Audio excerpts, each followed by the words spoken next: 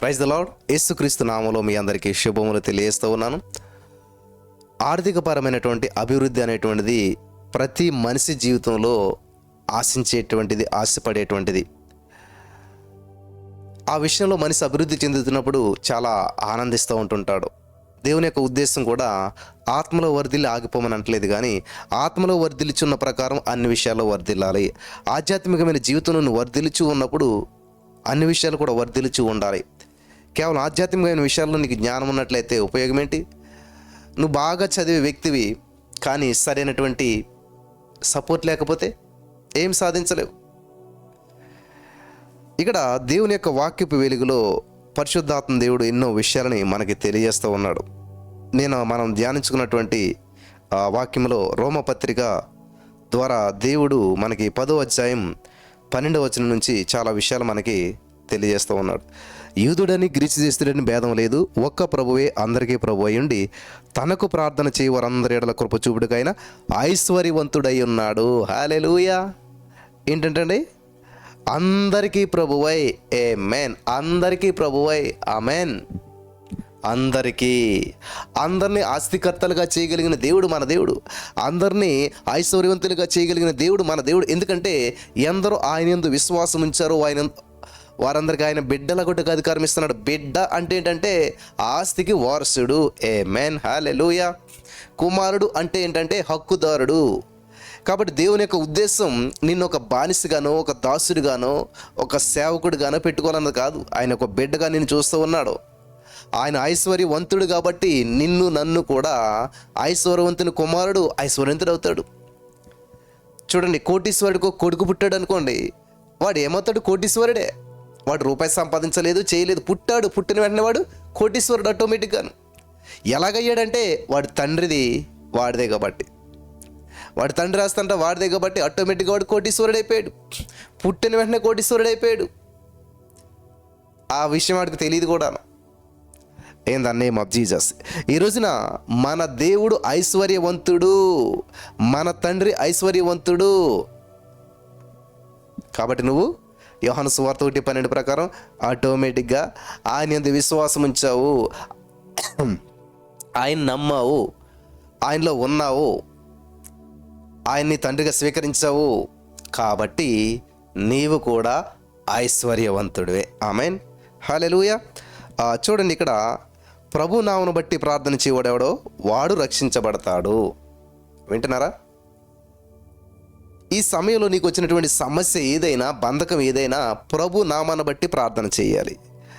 వారు విశ్వసింపని వానికి ఎట్లు ప్రార్థన చేయుదురు, వినని వారిని ఎట్లు విశ్వసించుదురు, ప్రకటించేవాడు లేకుండా వారు ఎట్లు. గమనించాలి ప్రియులారా,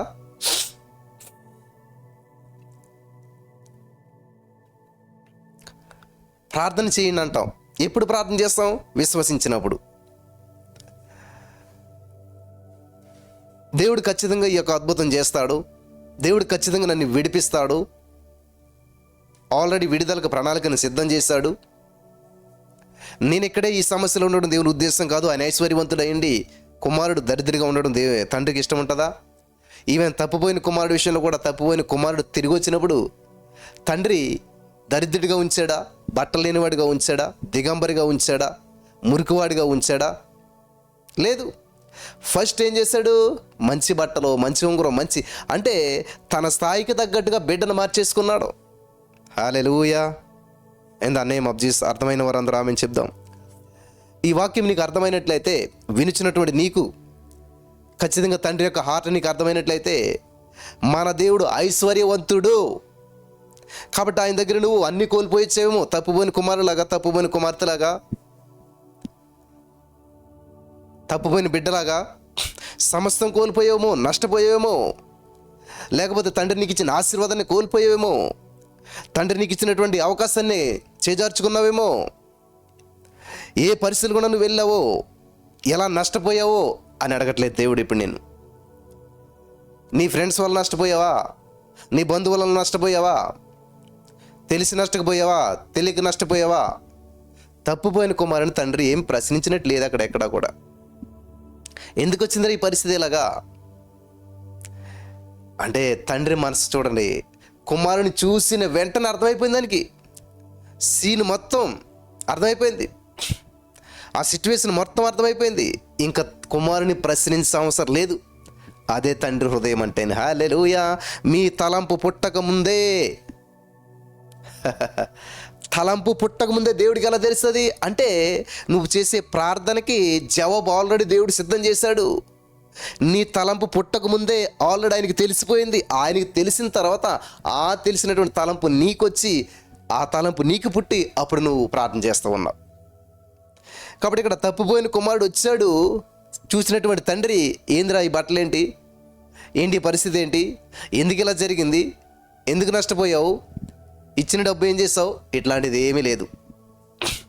ఇచ్చింది తండ్రే, సమృద్ధి ఇచ్చింది తండ్రే. అది చూస్తే అర్థమైపోతుంది, చేతిలో ఏమీ లేదు, నాశనం అయిపోయాడు, సర్వనాశనం అయిపోయాడు, నాశనం చేసేసాడు, పాడు చేసేసాడు, నష్టం చేశాడు. అయినా కానీ తండ్రి అర్థం చేసుకున్నాడు. ప్రాణంతో ఉన్నాడు, ఇటు చాలు, బతికాడు. చచ్చిపోయిన నా కొడుకు బతికాడు, చాలు. ఈరోజు యేసయ్య కూడా అంతేనా ప్రియులారా? అప్పుల్లో మునిగిపోయారా, నష్టంలో, ఇబ్బందుల్లో, జీవితం చివరికి వచ్చేసిందా, అంచుల్లోకి వచ్చేసిందా, ఇంకా చనిపోవటానికి సిద్ధంగా ఉన్నటువంటి పరిస్థితుల్లో, ఏం చేయాలో దిక్కుతోచిన పరిస్థితిలో దేవుని దగ్గరికి వెళ్ళాలి. హల్లెలూయా. ప్రార్థన చేయాలి. ఎస్, మేము ప్రార్థన చేస్తూ ఉన్నాం, కానీ మీరు విశ్వసించాలి. అదే, వారు విశ్వసింపని వానికి ఎట్లా ప్రార్థన చేస్తారు? చాలామంది చెప్తుంటుంటారు, బ్రదర్ ఈ పరిస్థితి ఇలాగా, పరిస్థితి ఎలాగా అని అందరు చెప్తారు. చాలా ఫోన్ కాల్స్ మాట్లాడతాను. అందరికీ నేను ఒకటి చెప్తుంటుంటాను, అమ్మ, ఏ పరిస్థితి అయినా సరే దేవుడు ఈజీగా మార్చి నిన్ను గొప్ప ఐశ్వర్యవంతుడిగా, ఐశ్వర్యవంతురాలుగా చేస్తాడు. నువ్వు విశ్వసింపని వానికి నేను ఎట్లా ప్రార్థన చేస్తాను? వారు విశ్వసింపని వానికి ఎట్లా ప్రార్థన చేస్తారు? విశ్వాసం ఉంచాలంటే అందరూ డైరెక్ట్గా ఫోన్ చేసి, మేము అప్పులో ఉన్న ప్రేయర్ చేయని తీరిపోరాని, ఎలాగా? విశ్వాసం ఉందా నీకు? మరి విశ్వాసం రావాలంటే ఎలాగా? చూడండి, వినని వారు ఎట్లా విశ్వసించరు? అదే విషయం. వినని వారు, నువ్వు వాక్యం వినవు కానీ అప్పుల నుంచి విడుదల పొందాలి, ప్రార్థన చేస్తే పోతుందని ఆయన చేత ఈయన చేత ఆ చేయించుకుంటా తప్ప వినలేదు. విననటువంటి నీవు విశ్వాసం ఎలా ఉంచుతావు? అర్థమవుతుందా నేను చెప్పేది? ఎంత ఇంటర్లింక్ ఉన్నదో. నీ సమస్య నుంచి నువ్వు బయటపడాలంటే ప్రార్థన చేయాలి, కరెక్టే, కానీ విశ్వసింపని వానికి ఎలా ప్రార్థన చేస్తాం? విశ్వసింపని వానికి ఎట్లా ప్రార్థన చేయగలుగుతాం? ఈరోజున చాలామంది వాక్యాన్ని వింటున్నారు కానీ విశ్వాసం ఉంచట్లేదు. నీ జీవితంలో దేవుడు ఒక్క రూపాయి అప్పు లేకుండా చేయగలుగుతాడు, అవునా? నువ్వు సరైన బోధ వింటలేదు. ఏంటంటే అంత దేవుని చిత్తం ఎలాగుంటే అలా జరుగుతుంది అని నువ్వు విన్నావు అనుకో, ఓహో, నేను అప్పులో ఉండటం కూడా దేవుని చిత్తమేనేమో, నేను ఈ బంధకాల్లో ఉండటం కూడా దేవుని చిత్తమేనేమో, ఈ యొక్క క్రిటికల్ పరిస్థితులు గుండా వెళ్ళటం దేవుని చిత్తమేనేమో, నేను ఇలాగ ఉండే దేవునికి మహిమ అనుకుని నువ్వు పొరపాటు పడతావు. కాబట్టి ఇంకా నువ్వు బయటికి రావు. నీ విశ్వాసం ఉపయోగించు. ఏది వింటావు? అక్కడ చూడండి ఎంత బాగున్నదో. విశ్వసింపని వానికి ఎట్లు ప్రార్థన చేయదు, వినని వారు ఎట్లు విశ్వసించుతారు, ప్రకటించేవాడు లేకుండా వారు ఎట్లా వింటారు? అబ్బా, గమనించాలి. ప్రార్థన చెయ్యాలి, ప్రార్థన చెయ్యండి, ప్రార్థన చేయండి అని అంటారు. ప్రార్థన చేయాలంటే నీకు విశ్వాసం ఉంచాలి. విశ్వసించిన వానికి ఎట్లా ప్రార్థన చేస్తావు? నువ్వు విశ్వాసం ఉంచాలంటే వాక్యం వినాలి, వాక్యం వినాలంటే వాక్యం బోధించే వాళ్ళు ఉండాలి. ఆమేన్, హల్లెలూయా. ఉన్నారా? నీ పరిస్థితికి తగినటువంటి వాక్యాన్ని బోధించే వాళ్ళు ఉన్నారా? నీ సిచ్యువేషన్ నుంచి బయటకు వచ్చేలాగా బోధించే వాళ్ళు ఉన్నారా? దేవుని యొక్క హృదయం ఏంటో నీకు అర్థమయ్యేలా చెప్పేవాళ్ళు ఉన్నారా? లేనట్లయితే నువ్వు బయటపడలేవు. అదే సమస్యలో, అదే అప్పులో, అదే రోగంలో జీవితాన్ని లాక్కెళ్తూ ఉంటుంటావు. చాలా భయంకరమైన బాధల్లో ఇరుక్కుపోతుంటుంటావు. కాబట్టి ఈరోజు నీ మాటలు వింటున్న ప్రియమైనటువంటి సహోదరి, స్నేహితులారా, దయచేసి గమనించాలి, చాలా జాగ్రత్తగా గమనించాలి.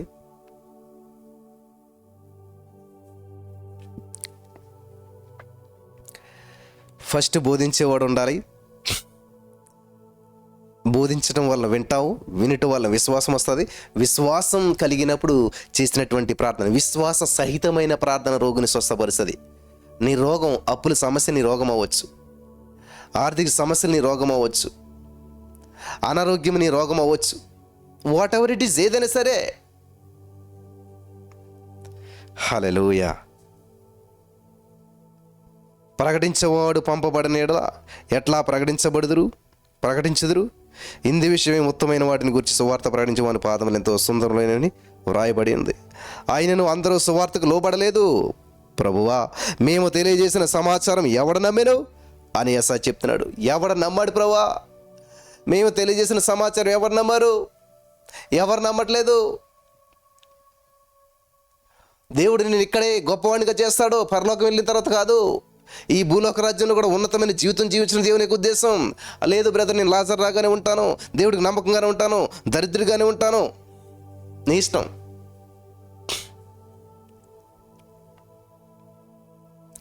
కాగా వినుట వలన విశ్వాసం కలుగును, వినుట క్రీస్తుని గూర్చిన మాట వలన కలుగును. క్రీస్తు అంటే అభిషేకించబడినవాడు. ఆమేన్. క్రీస్తు అంటే అభిషేకించబడినవాడు.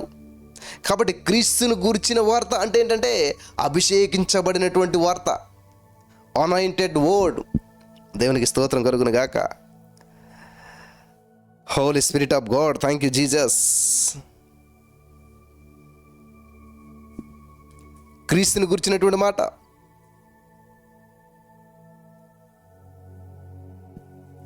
దేవుని యొక్క వాక్యం, క్రీస్తుని గురించిన వార్త, అభిషేకంతో కూడిన వార్త, సువార్త. ఇది విన్నప్పుడు నీ విశ్వాసం లెవెల్ పెరుగుతుంది. ఏ సమస్య నుంచైనా నేను ఖచ్చితంగా బయటపడతాను, ఎటువంటి అప్పు నుంచైనా సరే నేను ఖచ్చితంగా బయటపడగలిగినటువంటి సామర్థ్యం దేవుడు నాకు ఇస్తాడు. ఎందుకంటే నేను ఆయన పెట్టాను. నాకున్న శక్తి, నాకున్న సామర్థ్యం, నాకున్నటువంటి ఇన్కమ్ను బట్టి అయితే ఈ విషయంలో నేను ముందుకు వెళ్ళలేను, సాధించలేను, జయించలేను, ఓడిపోతాను, వాడిపోతాను, ఎందుకు పనికిరాను. కానీ నా యేసయ్య నాకు తోడుగా ఉన్నాడు కాబట్టి ఏ సమస్య నుంచి అయినా సరే నేను జయిస్తాను. ఆమేన్. నేను నన్ను బట్టి మాట్లాడతలేదు, కానీ నాలో ఉన్న క్రీస్తుని బట్టి మాట్లాడుతున్నాను. దావీదు అంటాడనమాట, గొలియతుడు నీ పని కథం, నీ పీకి తెగొడతా, గద్దలుగేస్తా అనేసి యుద్ధం యెహోవాదే. దేవునికి స్తోత్రం కలుగును గాక. చాలా అద్భుతమైన విషయాలు పరిశుద్ధాత్మ దేవుడు మనకు తెలియజేస్తూ ఉన్నాడు. తెస్సలోనికీయులకు రాసినటువంటి పత్రిక 2వ పత్రిక 1వ అధ్యాయం 3వ వచనం చూసినట్లయితే, సహోదరులారా, మేమెల్లప్పుడూ మిమ్మల్ని గురించి దేవునికి కృతజ్ఞతాస్తుతులు చెల్లించుటకు బద్ధులమై ఉన్నాము. ఇది యుక్తమే, ఏలయనగా మీ విశ్వాసం బహుగా అభివృద్ధి పొందుచున్నది. In the name of Jesus. హల్లెలూయా. బహుగా విస్తరించుచున్నది. వండర్ఫుల్ వర్డ్స్ అండి ఇవన్నీ కూడాను. యోహాను సువార్త 15లో దేవుడు ఏమంటాడు? మీరు బహుగా ఫలించడం వలన తండ్రి మహింపరచబడతాడు. ఇక్కడ 1 తెస్సలోనికీయులకు రాసిన పత్రికకి 2వ తెస్సలోనికీయులకు రాసిన పత్రికకి కొంత సమయం గ్యాప్ ఉంది. ఈ 2 పత్రికలు రాసినటువంటి వాడు పౌలు గారే, అపోస్తలుడైన పౌలు గారు. తెస్సలోనికీయులకు రాసినటువంటి 2వ పత్రిక ఇది 1వ అధ్యాయం 3వ వచనంలో మనం ఉన్నాం. అపోస్తలుడైన పౌలు గారు తెస్సలోనికీయులకు రాసిన మొదటి పత్రికకి ఆ 2వ పత్రికకి కొంతమంది చరిత్రకారులు చెప్తారు ఒక 3 నెలల గ్యాప్ ఉండొచ్చు అని చెప్పేసేసి. చాలా జాగ్రత్తగా గమనించాలి ఇక్కడ సమయాన్ని. ఈ 3 నెలల సమయంలో ఫస్ట్ పత్రిక రాసినప్పుడు వారి యొక్క విశ్వాసం అంతంత మాత్రం ఉండుండొచ్చు, నార్మల్గా ఉండుండొచ్చు. కానీ ఎప్పుడైతే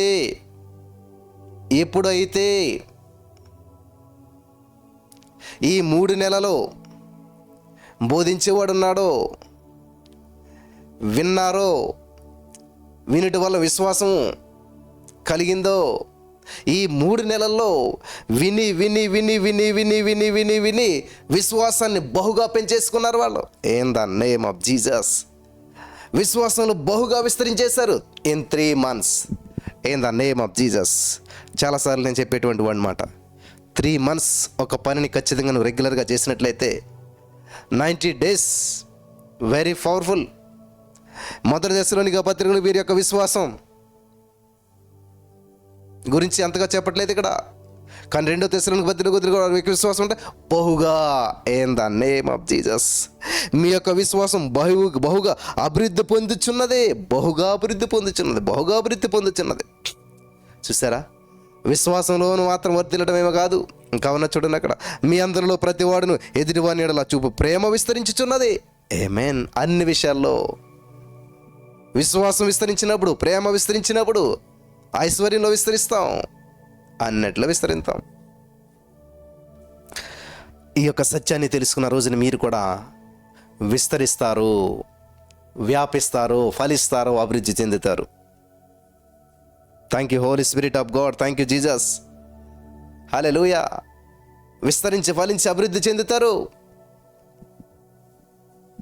ఈ యొక్క సత్యాన్ని మీరు గ్రహించాలని ప్రభు పేరట నేను మనవి చేస్తూ ఉన్నాను. In the name of Jesus.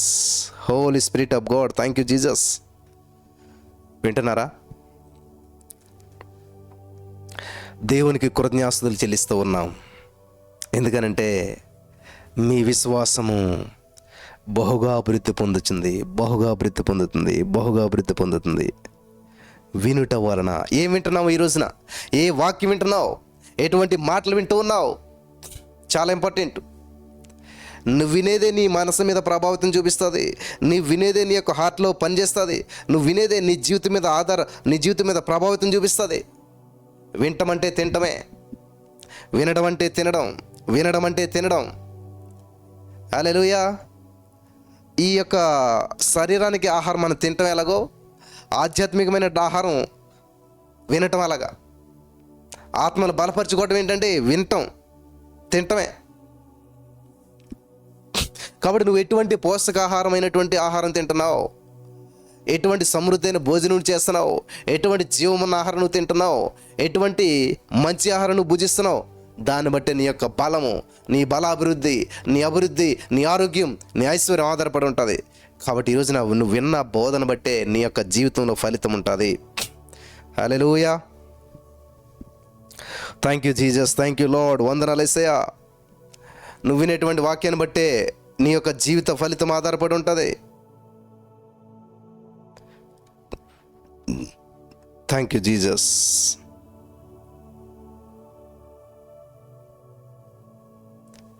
వింటున్నారా?